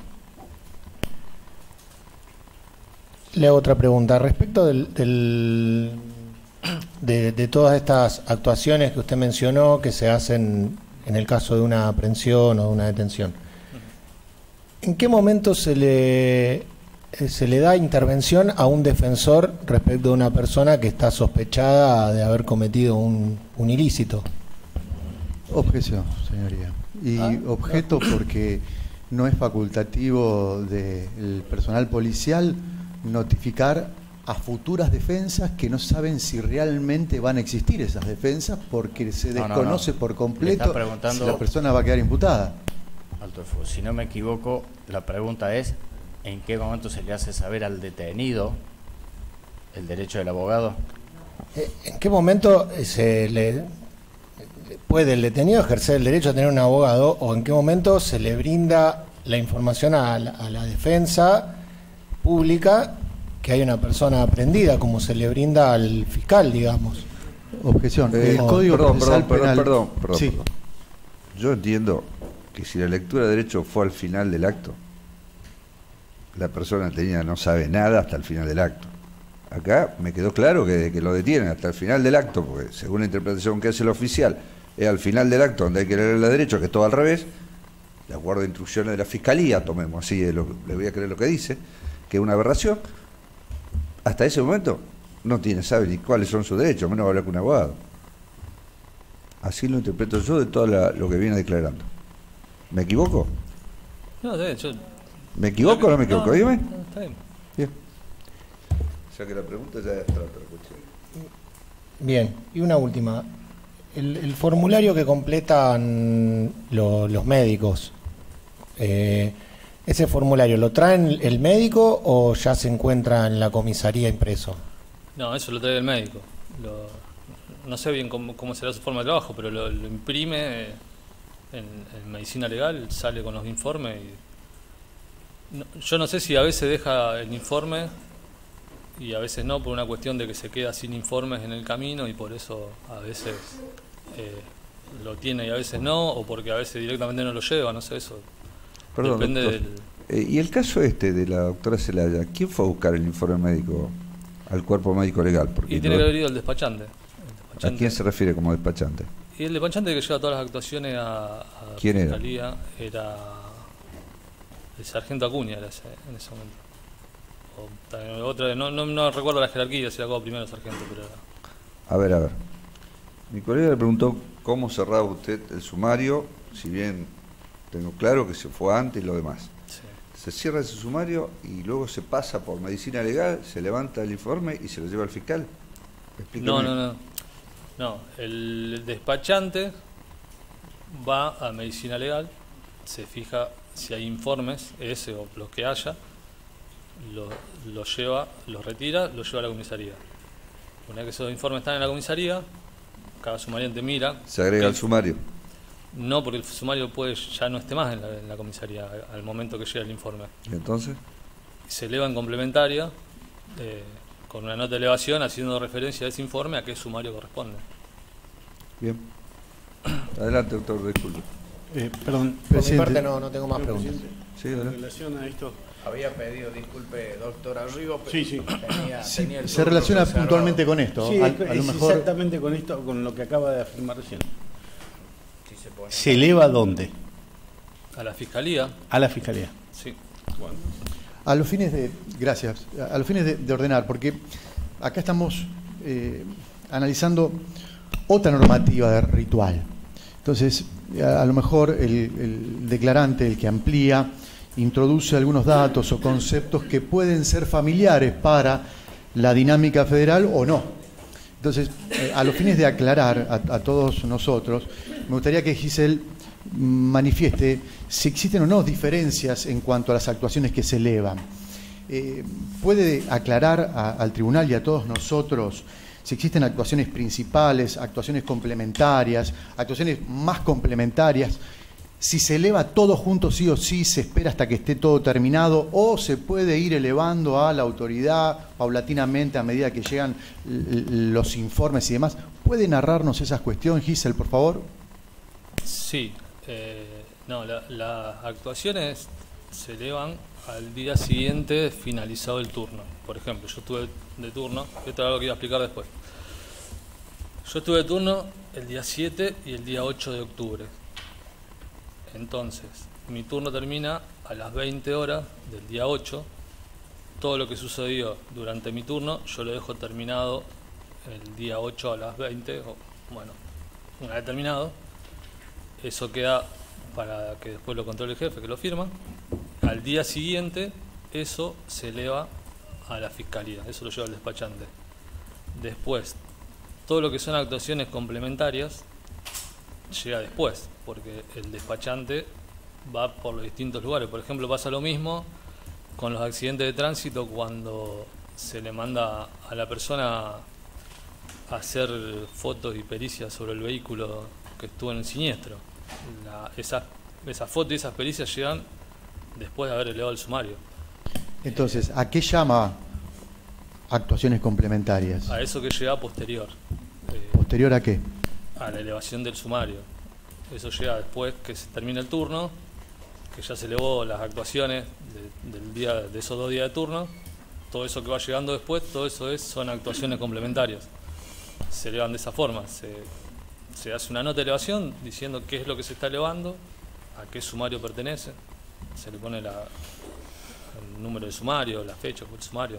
No recuerdo bien ahora la nota, pero bueno.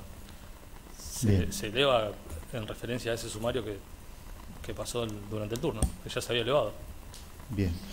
Bueno, lo llevo a otro momento. Perdón, para que no se vaya. Sí, cómo no. En este caso, ¿recuerda usted haber recibido y elevado el informe médico? Yo la verdad que no recuerdo. Yo recuerdo que no estaba en las actuaciones del día 7 cuando yo las elevo.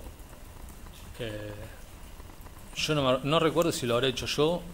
Esa tarea por ahí a veces también la hacía el instructor de sumario, porque el instructor de sumario también estaba para ayudarnos a nosotros en lo que era la tarea de sumariante. A veces lo puede haber hecho él también. La verdad que no recuerdo si lo hice yo o quién lo hizo. Ahora sí. Gracias.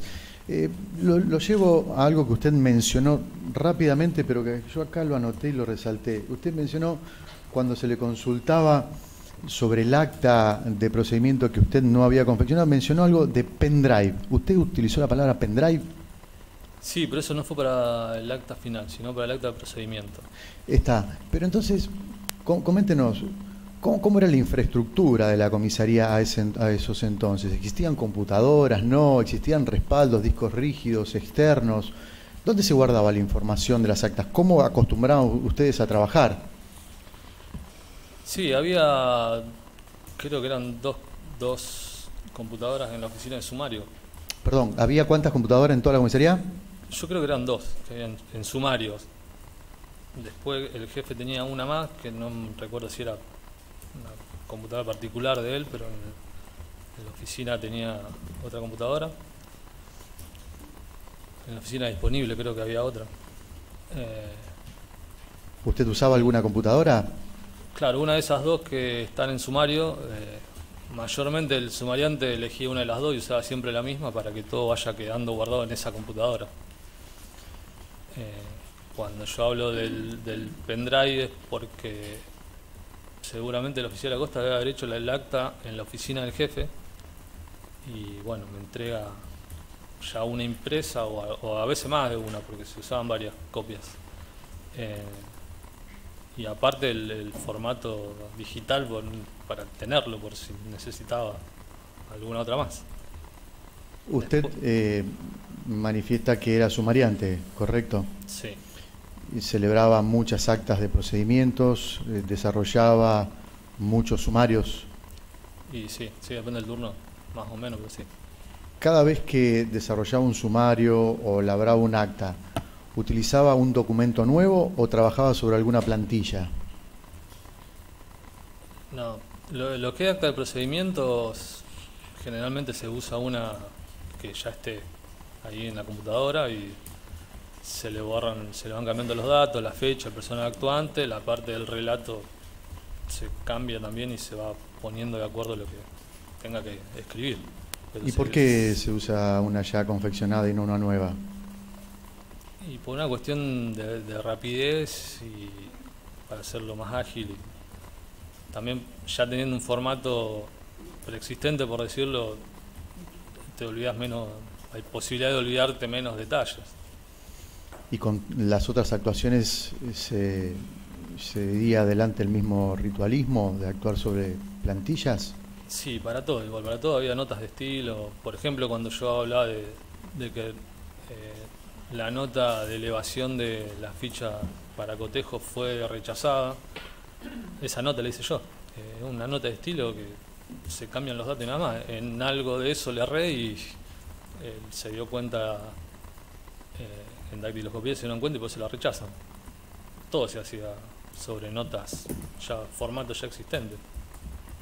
Gracias.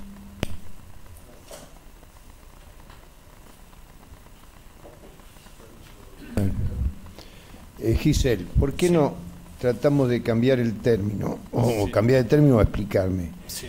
El sumariante, hay un jefe de sumario o un instructor de sumario. El instructor de sumarios. ¿Y ustedes son sumariantes o realmente son escribientes? Sí, podría decirse que es escribiente. En realidad, con el cambio del sistema penal, al cambiar tanto lo que es el sumario, por ejemplo, la figura del preventor y la figura del instructor de sumario no existe más en las actuaciones nuevas. El preventor era el jefe, se le sigue diciendo jefe. El instructor de sumario no se creó un nombre nuevo. Entonces como que le heredó el nombre de antes, se le dejó el mismo nombre, vendría a ser el encargado de la oficina. Y para el sumariante pasa lo mismo. O sea, el sumariante era para el sistema anterior, para el sistema nuevo como que no hay un nombre nuevo. Por ahí decir escribiente es el nombre más cercano, por lo menos en lo que se le dice en la policía. o sea, pregunto, el sumariante era el que investigaba, Sí, antes sí. el escribiente el que llena formulario. ¿Me equivoco? Sí, básicamente ahora el sumario se reduce a eso. Por eso le vuelvo a decir, no es sumario, son actuaciones. Por eso un poco lo vi más a eso cuando pasó el doctor Apanovich por acá, que en todo momento dijo actuaciones. Y sí, es mucho más simple. ¿Verdad? Simplemente juntar todas las actas que se hicieron, todo lo que se hizo, y elevarlo con una nota de elevación, que el formato también salió de la Fiscalía, y se hace por duplicado. Esa nota, una queda como recibo para la comisaría y la otra queda en el sumario, que ya queda en la Fiscalía. ¿Y los modelos que ustedes utilizan en cada seccional, en cada formato que ustedes tienen, fueron instruidos por superiores o formados por superiores? No, en el sistema nuevo todos estas cosas, estas notas, todo esto están, lo envió el mismo Ministerio Público Fiscal. Los fiscales son los que enviaron esa. Ante el cambio del sistema penal, enviaron todas estas notas y explicaron cómo usarlas y todo, lo explicaron ahí. O sea, ¿son todos protocolos, me quiere decir? Y hay algunos protocolos, sí, yo justamente quería hablar de eso después, pero sí, son protocolos y las notas estas va enviadas por el Ministerio Público de la Acusación.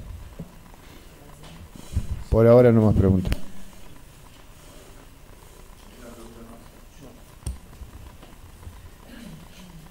Alberto Daniel Crespo, ¿lo conoce? No lo conozco, sé que es de la persona que llama pidiendo la presencia policial, a raíz de eso sale el móvil. Ajá, ¿usted tuvo contacto con él alguna vez? Yo le tomo la testimonial a él. Yo la verdad que no recuerdo en qué momento fue. Yo me imagino que tiene que haber sido después de las 5:15 que hago la primera consulta con el fiscal y antes de irme, obviamente, ¿no? Es un margen medio amplio, pero bueno, no recuerdo la verdad en qué momento fue el horario, pero tiene que haber sido dentro de ese horario, ese momento. ¿Y cómo es que toma contacto? ¿Cómo es que usted decide tomar la declaración? ¿Viene él, lo citan? ¿Cómo aparece en la comisaría este hombre? Bueno, en principio es una orden que da el fiscal. En la primera consulta él dice que se le tome testimonial al vecino que hizo línea. Igualmente, si no lo hubiera informado al fiscal, se hubiera hecho igual, porque digamos que todo surge a raíz de ese llamado. Yo no recuerdo bien cómo fue que se lo cita él o que se lo llama. Yo recuerdo que el instructor de sumario me dijo que iba a venir esta persona que había llamado, que le tome la testimonial. En algún momento de la tarde vino y bueno, yo hice eso. Instructor de sumario en este caso, con nombre. El oficial Acosta. Acosta. Sí, sí. Perdón, ¿puedo hacer una pregunta? Claro. ¿Tomó testimonial o entrevista? No, yo creo que era testimonial. Pues en el nuevo Código de Procedimiento la testimonial es solamente en el tribunal. Sí.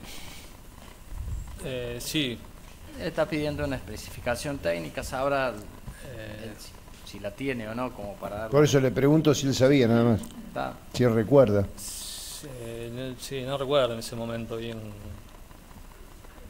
si el formato era de un acta de entrevista o de una testimonial. ¿Quiere que se la exhibamos? No tenemos. Si es necesario. Si usted para responder más tranquilo quiere verlo, lo tiene a disposición. Yo me imagino que debe haber sido una testimonial. Defensa, yo me imagino que debe haber sido una testimonial, porque fue lo que ordenó el fiscal, pero no recuerdo específicamente el título del acta, digamos. Lo importante era que el vecino diga qué fue lo que pasó y que quede eso. Y cuando se hace alguna, o la averiguación o la forma de ubicarlo a esta persona que denunció o que hizo el llamado, usted le dio un nombre, no me acuerdo si dijo la primera intervención o el llamado inicial, pues esta persona fue la que avisó de un evento por el cual salió Álvarez y Acosta. Sí. ¿Cómo hacen para ubicarlo a esta persona? ¿Lo llama por el teléfono que dejó? Claro, no, eso es lo que decía antes. Y de esa actuación para ubicarlo, citarlo, ¿se deja alguna constancia en el libro de guardia? No, porque yo le vuelvo a repetir, no sé, yo me acuerdo que el instructor de sumario me dice que iba a venir esta persona, que le toma testimonial. ¿Cómo hizo él después para ubicarlo, para decirle que se acerque a la comisaría? No sé cómo lo hizo, la verdad que no, a lo mejor me lo comentó en algún momento, pero no lo recuerdo. ¿Está bien?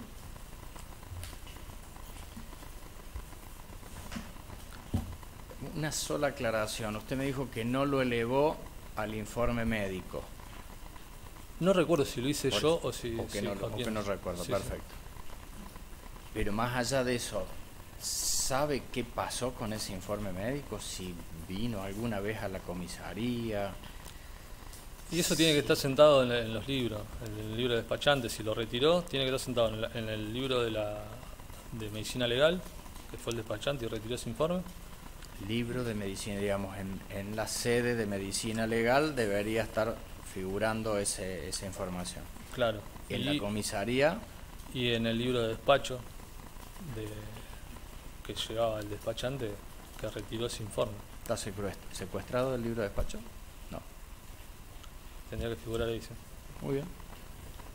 Yo no tengo más preguntas. Yo tenía algo más, pero bueno. Ah, sí, disculpe.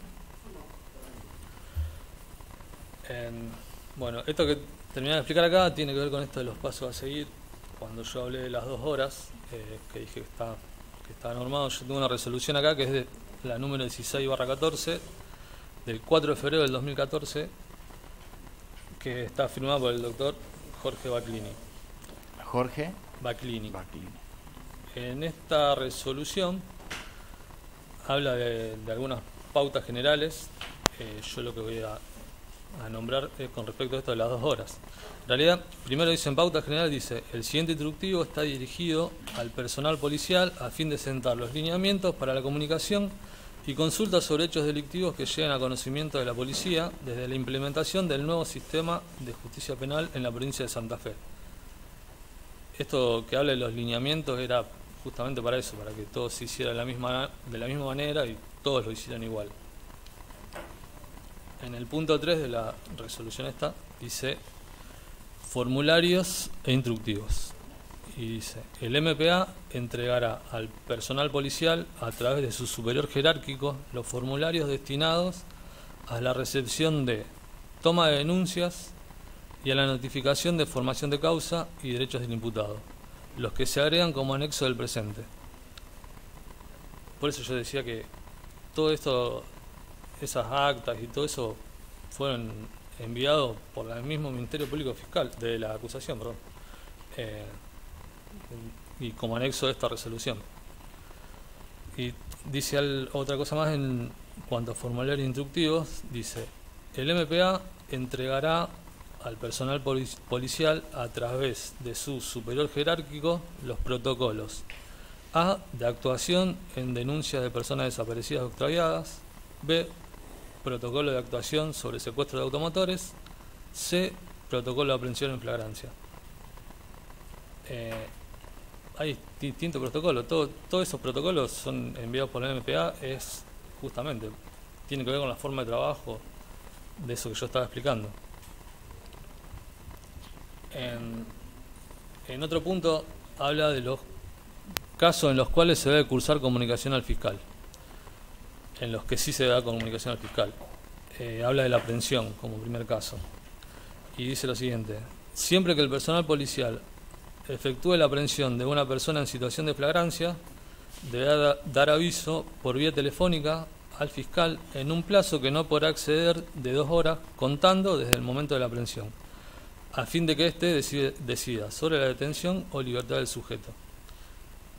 Las 2 horas que yo decía que se llevan ahí está normado por la resolución.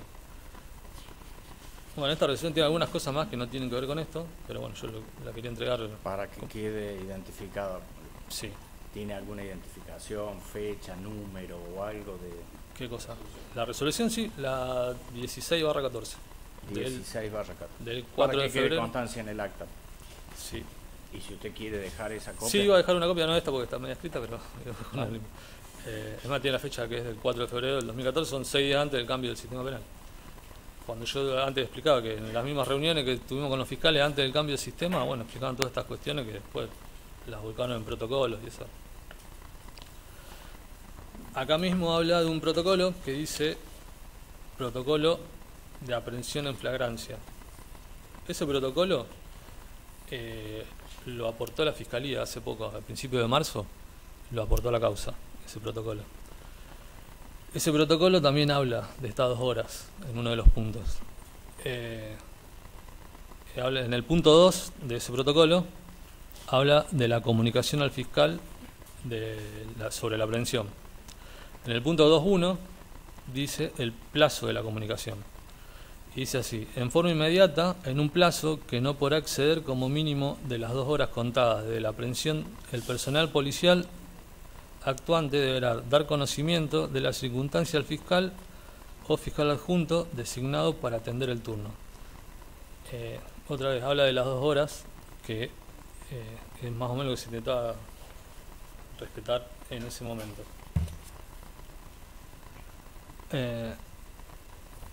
Ahora, hubo otra serie de preguntas también que tienen que ver con el tema del armado de las actuaciones. Algunas cosas que se han preguntado acá y otras cosas que están en la elevación a juicio, por el pedido de la Fiscalía. Hay 3 puntos que por ahí se hablaron también bastante acá en las preguntas que se le han hecho a los testigos, que quería explicarlo, pero también quería leer lo que dice en la elevación. Porque lo primero que habla es sobre la denuncia de Crespo, que porque esa denuncia no tiene un número. En la elevación a juicio dice lo siguiente: en el caso de que Franco Casco hubiera sido detenido a raíz de la denuncia de Crespo, debió asignársele un número a dicha denuncia. Bueno, con respecto a esto hay una confusión, porque en realidad lo que hace Crespo, lo que hace el vecino, es llamar solicitando la presencia policial.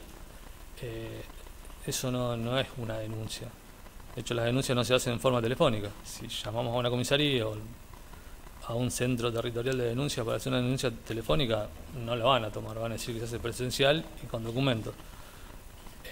Entonces, por eso no tiene un número de denuncia, sino que simplemente fue una llamada solicitando la presencia policial.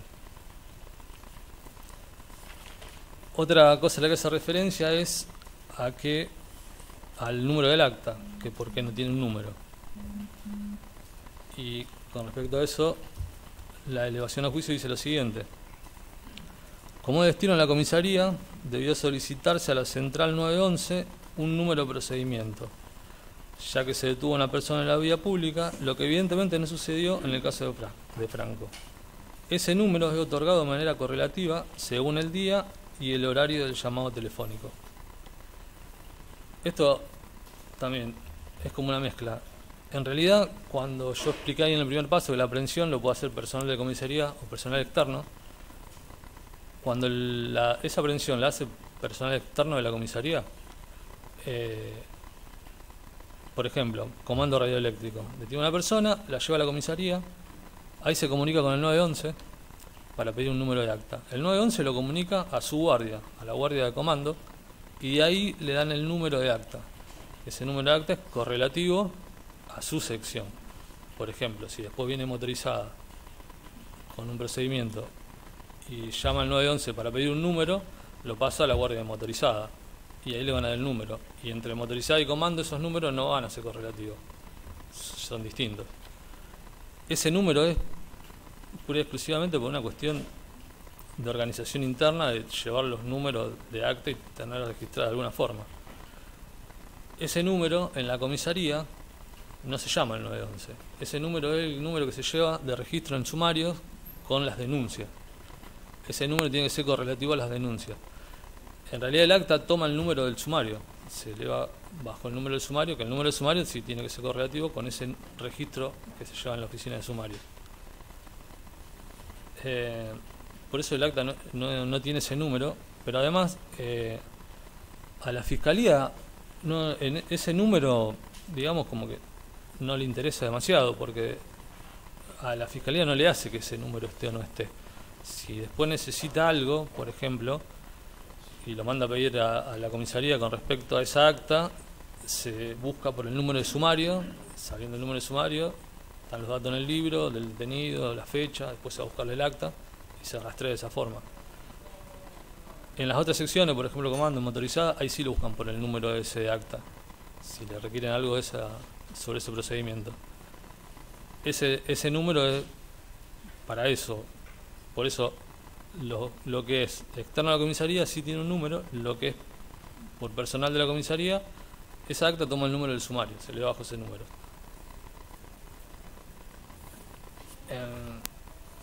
Y por último hay algo que acá cuestiona con respecto a la elevación del sumario, y que dice lo siguiente: recién surge en fecha 8 de octubre del 2014 el sumario confeccionado, número correlativo 1876, para llevar a Fiscalía, es decir, un día después de la aprehensión del mismo. Cuando habla de sumario correlativo, es lo que termino de explicar. El número tiene que ser correlativo a las denuncias que se van llevando durante el día. Cuando habla de la fecha 8 de octubre, eso tiene que ver porque a las 20:45, cuando yo me retiro de la comisaría, las actuaciones no estaban terminadas. Todavía había que definir la última consulta con el fiscal para ver si quedaba en libertad o no.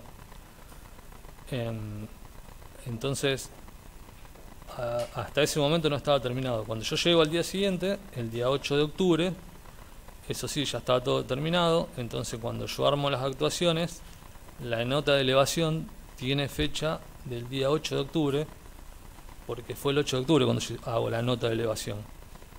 Si bien el hecho fue el 7, la nota de elevación la hago el día 8.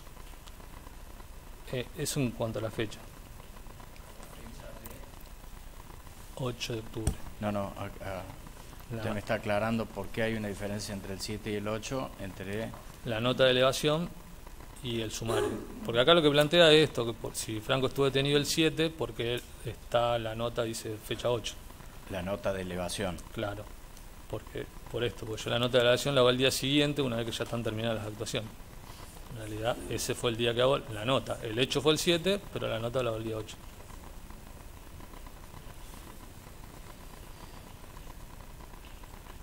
Y usted, hay un libro por lo que veo, que está secuestrado, el libro de sumario. Sí. ¿Quién lo lleva ese? Ese libro lo llena el sumariante, cada uno con su turno. ¿Cada uno con? Con su turno. Con su turno.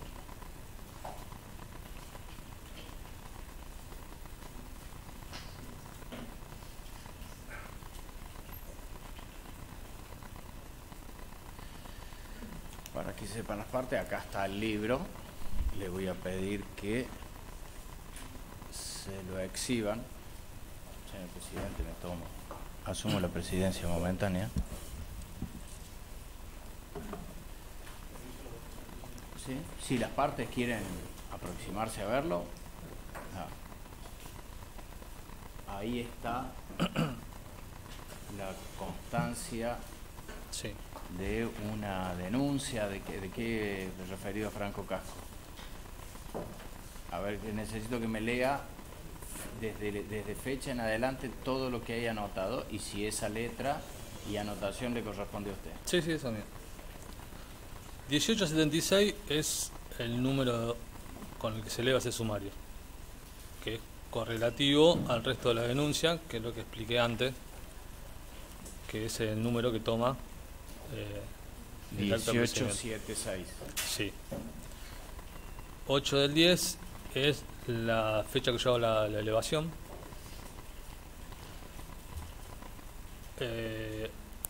Off es de oficio cría séptima, que lo hizo la comisaría séptima.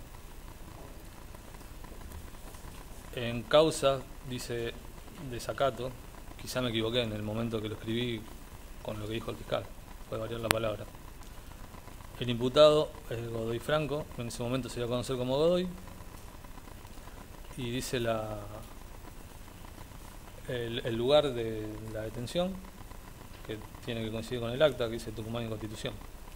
¿Y el triple ese que figura lo que sigue qué es? En las observaciones, por ahí escribimos algunas cuestiones que nos ayudan a nosotros a después encontrar el sumario. La verdad, si le tengo que decir por qué dice triple ahí, no me acuerdo. Algo que habré escrito.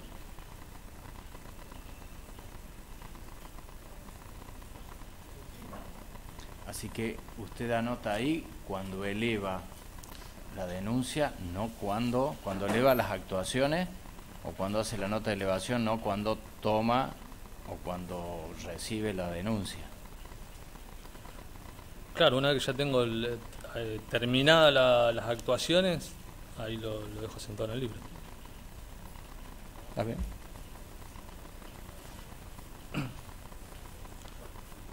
Bueno, justamente siguiendo con esto, después cuestión en cuanto a la elevación, que dice: asimismo, del libro de despacho número 5, reservado en Secretaría, surge que recién en fecha 9 de octubre del 2014 fue elevada a la Fiscalía de la Provincia la denuncia 1876, escrita séptima, del sumario policial, junto a los demás sumarios de fecha 8 del 10, no existiendo explicación alguna de los motivos por los cuales se entregó al día siguiente. Bueno, esto es un poco lo que estaba explicando antes.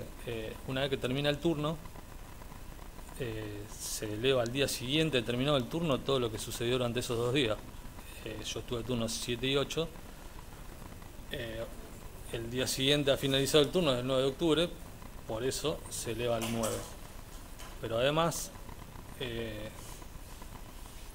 ese plazo también tiene que ver con el protocolo de aprehensión en flagrancia que nombraba antes, que se entregó, que se incorporó hace poco, que dice en el punto 2, ahora en número romano, antes el punto 2 que leí antes era en número decimal, ahora lo marca como número romano, dice actuación del fiscal o adjunto en turno. A su vez hay distintos puntos ahí que lo va mencionando con letra. El punto H habla de la remisión de las actuaciones. A su vez ese punto se divide en 2 partes.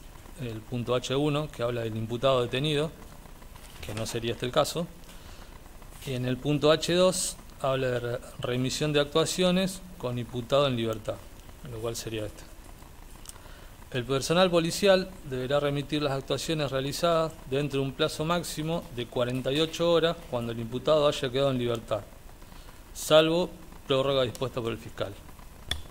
Entonces, cuando se eleva el día 9, se respetan esas 48 horas. Franco estuvo detenido el día 7, 48 horas después es el día 9. Entonces, responde a esas 2 situaciones, que se eleve inmediatamente al día siguiente de finalizado el turno y respetando los plazos que están en el protocolo.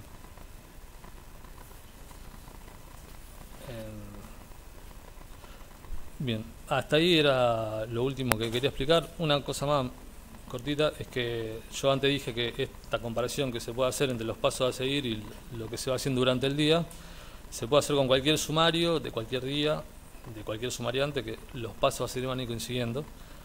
Bueno, yo este lo hice como ejemplo con otro sumario del día 29, 25 del 9 del 2014. Son 2 semanas antes más o menos que pasó Franco por la comisaría. Bueno, lo hice acá, no lo voy a explicar ahí en grande, pero coincide con los mismos pasos, en el mismo orden. Lo que no coincide son los tiempos de las constancias, pero bueno, es igual. Lo quería aportar como ejemplo. Bien.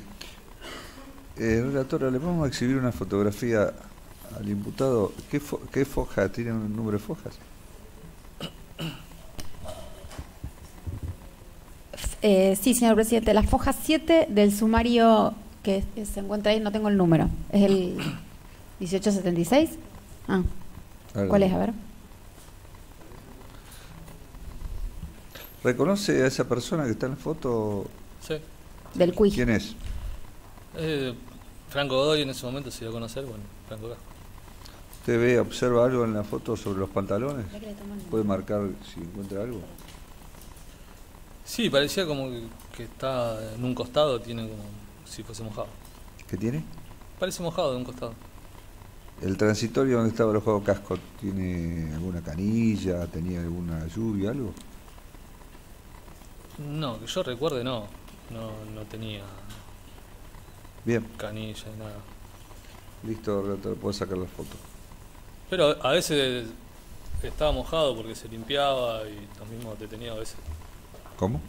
Que a veces podía estar mojado el piso porque se limpiaba ahí o quedaba alguna botella de agua de algún otro detenido que se le haya cansado y puede haber estado mojado el piso también. La verdad que yo no había mucho. ¿Alguna pregunta más? ¿Las partes? Sí, señor presidente, muchas gracias. Va a responder preguntas, ¿verdad? Sí. Bueno, muchas gracias. Bueno, doctor, hasta ahora estuvo respondiendo preguntas.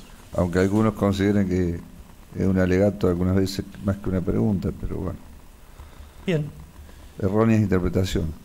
Nos dijo que no había canilla y que a veces se limpiaba el lugar y quedaba húmedo. ¿Había dónde sentarse, por ejemplo, sillas adentro del transitorio? No, sillas no. No tengo más preguntas, muchas gracias. No, está bien, silla o algo para sentarse sería algo peligroso que pudiera usar. ¿Alguna otra pregunta? No. Doctor Giacometti, adelante. Giselle, por favor, ¿me podés indicar cuál era tu lugar de trabajo normalmente? ¿Dónde estaba ubicado, dentro de la seccional, dónde estaba ubicado, en qué lugar de la dependencia? Sí, la oficina de sumario estaba al ingreso de la comisaría, al principio de todo, donde estaba la ventana. Lo que antes era la oficina, creo que era para el público, no me acuerdo, atención al público. Se había armado ahí la oficina de sumario. Estaba bien adelante de la comisaría. Creo que hay un plano abajo del plano ese, ¿había un plano abajo de la dependencia? No me acuerdo qué había. Para que pueda indicar en el lugar de la dependencia. Sí. ¿Podés indicar en el lugar dónde estaba la oficina de sumario normalmente?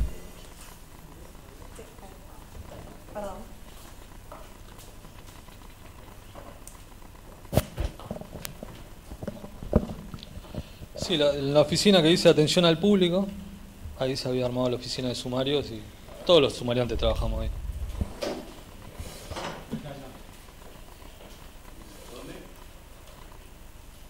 La oficina de atención al público. Sí. Era la oficina de sumario, todos los sumariantes trabajábamos ahí, que estaba de turno. La mayor parte del día la pasaba ahí. Cuando hablaban con la fiscalía, ¿era fácil comunicarse telefónicamente con el fiscal o tenían que ser reincidentes en sus llamadas? No era muy fácil. Hay un solo fiscal, un solo teléfono, un solo número para Rosario y alrededores. Era muy raro que a la primera llamada te atiendan. Siempre había que llamar varias veces para poder comunicarse. Generalmente estaba ocupado.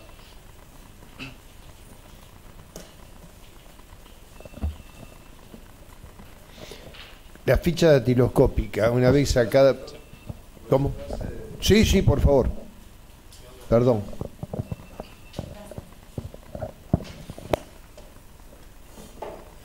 Recién le consultaron sobre la ficha datiloscópica. Sí. Creo que usted manifestó que se le alcanzaba el cabo de cuarto. Sí. ¿Toda la ficha o una parte de la ficha? No, todas las fichas que hizo me las alcanzaba. Dejaba una con todos los datos completa y me las alcanzaba todas juntas y después las terminaba de completar. ¿Y quién mandaba después esa ficha a dastiloscopía para la lectura? Y eso se llevaba, lo llevaba al despachante.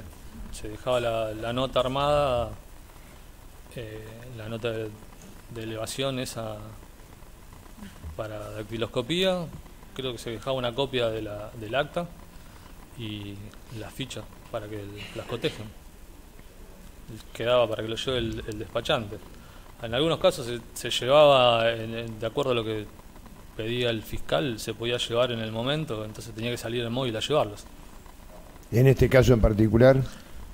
Sí, en este caso cuando cuando van a jefatura a comunicarse con el tema de los antecedentes y la ficha de cotejo. Lo lleva ahí el móvil. Bien, por mi parte no hay más preguntas y quería saber si usted va a entregar la documentación, son Sí. Las resoluciones, el escrito que usted realizó, ¿qué otra documentación entrega?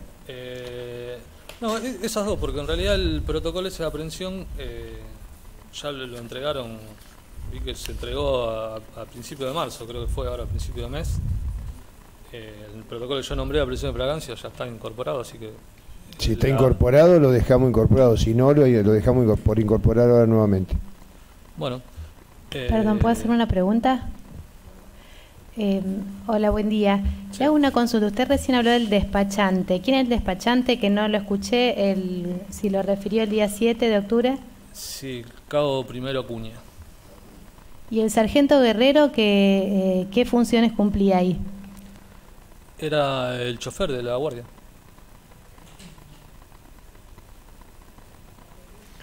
Puede firmar el plano y la documentación. ¿Y el sargento Guerrero podría llevar fichas a la jefatura o solamente lo hacía Acuña esa tarea? No, llevar la ficha lo puede hacer cualquier personal policial. Por una cuestión de orden, lo hace el despachante y de acuerdo al requerimiento del momento lo hace el chofer. Va el chofer acompañado por alguien y lleva la ficha. Muchas gracias.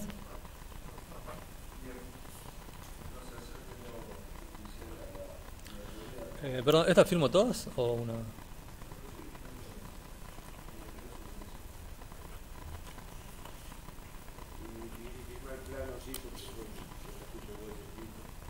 Aquel.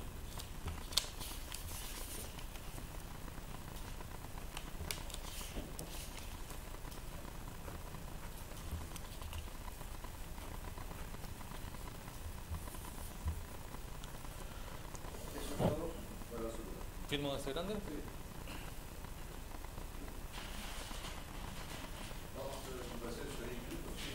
Presidente, antes del receso, por favor, una petición, una vez que se retire el imputado.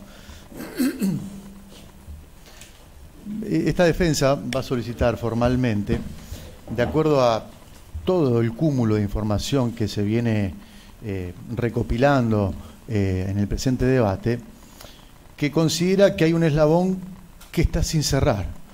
Y precisamente hay alguien que recurrentemente se está mencionando como quien hizo esto, quien hizo lo otro, que esto, lo otro, y no lo hemos tenido acá. Y se trata del por aquel entonces fiscal Álvaro Campos, que es quien efectivamente, según todos los declarantes, según todos los informes, habría recibido las comunicaciones telefónicas, en este caso según el declarante 4 llamadas telefónicas, y quien habría tomado una decisión, habría dotado de un temperamento a seguir a los uniformados, pero que no está siendo ratificado en estos estrados. Entonces, formalmente es que voy a solicitar que se le reciba declaración testimonial al por aquel entonces fiscal Álvaro Campos, hoy devenido en juez de primera instancia de la Oficina de Gestión Judicial del Colegio de Jueces de la Segunda Circunscripción de Rosario, y atento a su actual cargo, que lo haga por escrito y a los fines de agilizar también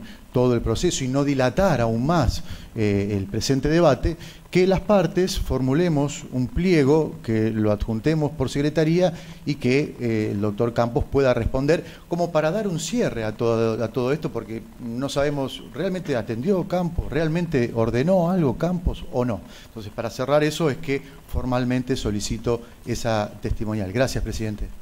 Bien, señor fiscal.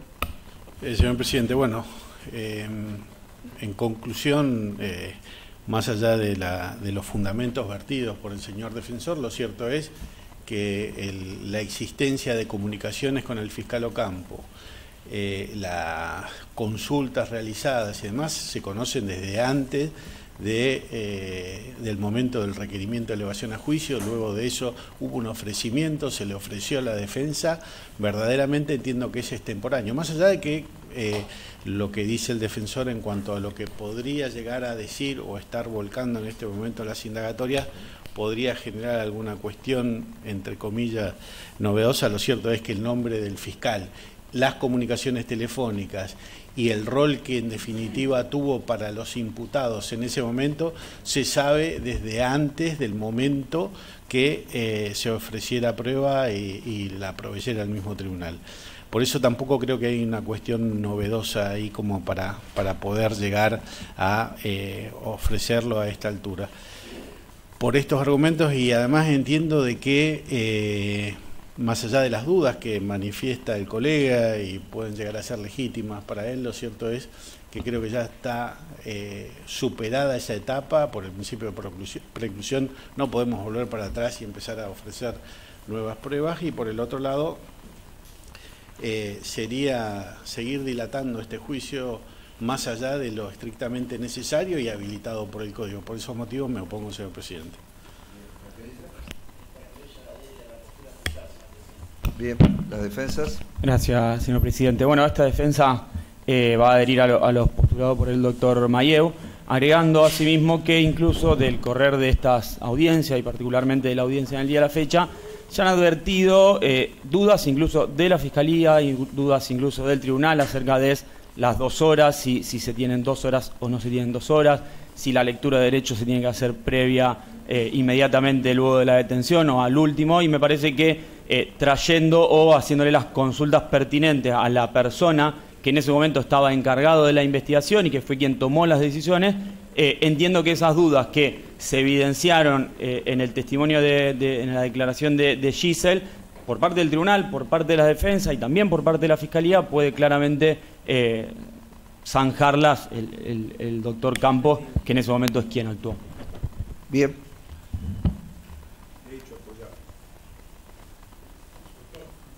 ¿Alguien quiere agregar algo más sobre el punto?